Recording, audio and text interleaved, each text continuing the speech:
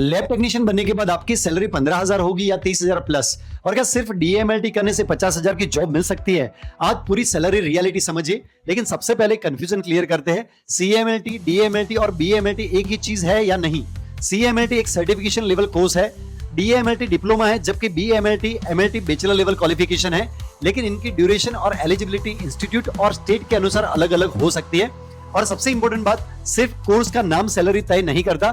Salary पर qualification के साथ साथ एक्सपीरियंस, लोकेशन, एम्प्लॉयर, रोल और प्रैक्टिकल स्किल का बड़ा असर पड़ता है। अब आता है सबसे इंपॉर्टेंट सवाल पर, पहली जॉब में कितना मिल सकता है?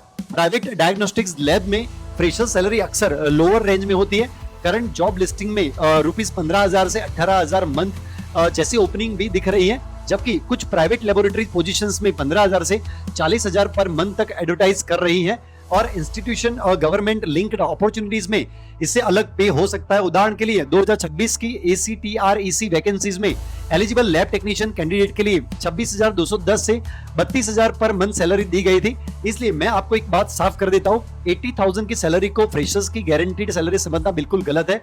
अब बात करते हैं पहले साल में आपके एक्चुअली क्या सीखेंगे। आपको सैंपल कलेक्शन और processing, routing, laboratory testing, equipment handling, documentation, quality control और लेबोरेटरी सेफ्टी जैसे प्रैक्टिकल स्किल डेवलप करने होंगे। करंट जॉब डिस्क्रिप्शन में भी यही रिस्पॉन्सिबिलिटीज दिखाई देती है और यहीं से आपकी सैलरी ग्रोथ शुरू होती है। क्योंकि लैब टेक्नीशियन में सिर्फ सर्टिफिकेशन काफी नहीं है, आप जितना ज्यादा कॉम्पिटेंट होंगे उतने ज्यादा रोल्स के लिए एलिजिबल हो सकते हैं। आप आगे हेमेटोलॉजी, बायोकेमिस्ट्री, माइक्रोबायोलॉजी, हिस्टोपैथोलॉजी जैसे एरियाज में स्किल डेवलप कर सकते हैं, depending on your qualification, training and employer requirement. और अगर आपका टारगेट दुबई या गल्फ है तो सिर्फ 2 साल experience is equal to Dubai job वाली बात पर भरोसा मत कीजिए।